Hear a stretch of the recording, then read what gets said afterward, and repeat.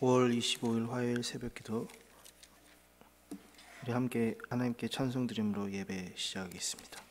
찬송 421장, 내가 예수 믿고서, 421장입니다. 내가 예수 믿고서 죄 사함 받아 나의 모든 것 다 변했네. 지금 내가 가는 길 천국길이요, 주의 피로 내 죄가 씻겼네. 나의 모든 것 변하고 그 피로 구속 받았네. 하나님은 나의 구원 되시오니 내게 정죄함 없겠네. 주님 밝은 빛 되사 어둠에 치니 나의 모든 것 다 변했네. 지금 내가 주 앞에 온전케 됨은 주의 공로를 의지함일세. 나의 모든 것 변하고 그 피로 구속 받았네. 하나님은 나의 구원 되시오니 내게 정죄함 없겠네. 내게 성령 임하고 그 크신 사랑 나의 맘에 가득 채우며 모든 공포 내게서 물리치시니 내 맘 항상 주 안에 있겠네. 나의 모든 것 변하고 그 피로 구속 받았네. 하나님은 나의 구원 되시오니 내게 정죄함 없겠네.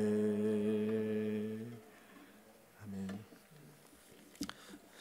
하나님의 말씀, 구약성경 시편 1편 말씀입니다.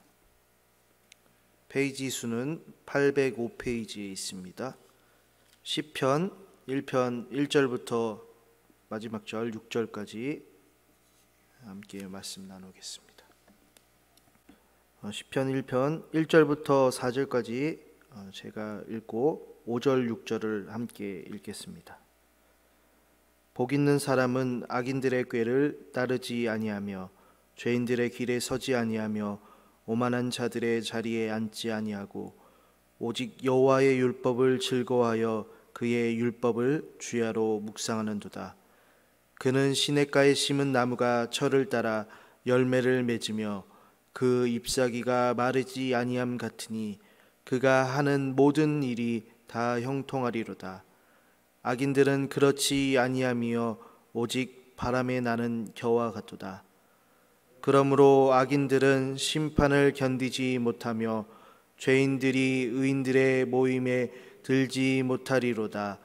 무릇 의인들의 길은 여호와께서 인정하시나 악인들의 길은 망하리로다. 아멘. 오늘부터 시편 읽기가 시작되었습니다. 시편을 시작하는 단어가 복, 행복입니다. 복되다, 그리고 행복하여라, 이러이러한 사람, 이렇게 시편을 시작하는 것을 볼 수 있는데요.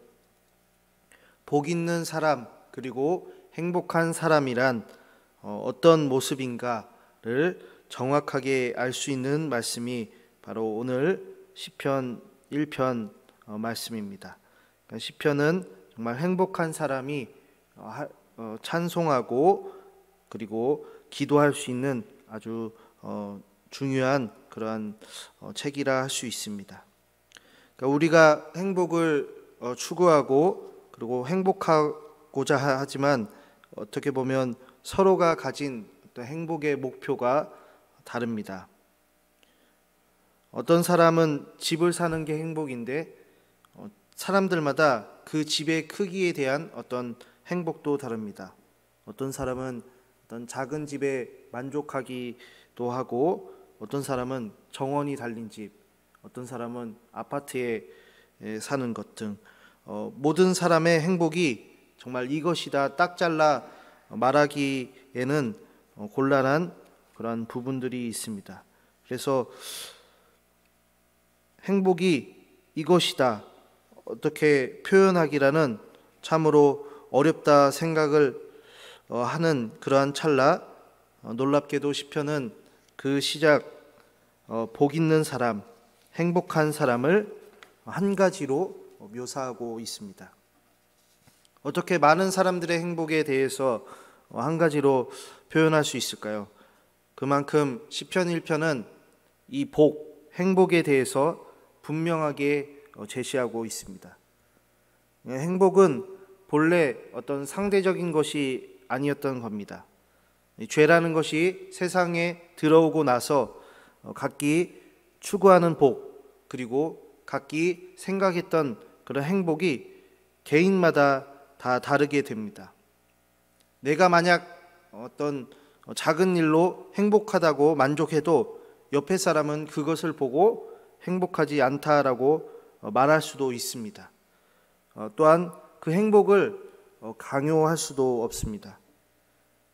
그런 면에서 어떤 복을 한 가지로 제시하는 시편 1편은 우리에게 진정한 행복을 가르치고 있습니다. 세상에 죄가 들어오기 전 우리가 죄인 이전에 어떤 아름다웠던 에덴 동산으로 초대하고 있는 것이 시편 1편이라 할 수 있습니다. 그리고 우리 자신을 이제 시냇가에 심은 나무라고 말씀을 합니다. 우리가 날마다 삼시세끼 혹은 두 끼, 한 끼도 먹는 분들도 계신데 이렇게 밥을 먹고 살아가는 것처럼 나무에게도 물이 필요합니다. 우리가 굶게 되면 결국 그 생명이 죽듯이 나무도 물을 먹지 않으면 말라서 비틀어져서 죽게 됩니다. 행복한 사람에게 반드시 있는 것이 무엇이냐면 먹을 것, 근데 여기서 말하면 시냇물이 있습니다. 흐르는 물은 아주 살아있는 물이죠. 그 살아있는 물을 오늘 말씀에 무엇이라고 소개를 하냐면 여호와의 율법이라고 얘기를 합니다. 시냇가에 심긴 나무이니까는 우리는 나무인데 그 흐르는 그 물가에 있는 정말 생명이 있는 하나님의 말씀이 우리에게 날마다 있는 것이 행복한 것이고 복 있는 것이라고 합니다. 그러니까 날마다 있어야만 하는 것이 하나님의 말씀이라는 거죠. 행복은 하나님의 말씀이 없으면 밤낮으로 먹지 않으면 결코 복은 없다라고 말씀하는 겁니다. 이것은 우리의 위치를 우리가 가지고 있어야 할 것을 분명하게 가르칩니다. 말씀을 먹지 않는 사람은 귀가 심히도 얇아서 악인들의 게임에 쉽게 넘어가고 그 악인들과 함께 걸어가면서 또한 길에 서서 죄를 계획하고 그 악인들과 함께 이제는 자리까지 앉아가지고 죄를 나누어 먹습니다. 죄인들은 이렇게 하나님의 말씀을 먹는 게 아니고 서로가 가진 그런 말들, 행동들 그런 것만 먹고 자라납니다. 말씀이라는 그런 시냇가에 심겨진 어떤 나무와 같은 우리 성도님들, 하나님의 말씀을 먹는 사람이 왜 복되며 행복하냐면 바로 철을 따라 열매를 맺기 때문입니다. 더 강력히 얘기하자면 이 나무는 제때 열매를 맺습니다. 포도가 이제 열매를 맺는 시기가 약 한 8월에서 10월 정도인데요.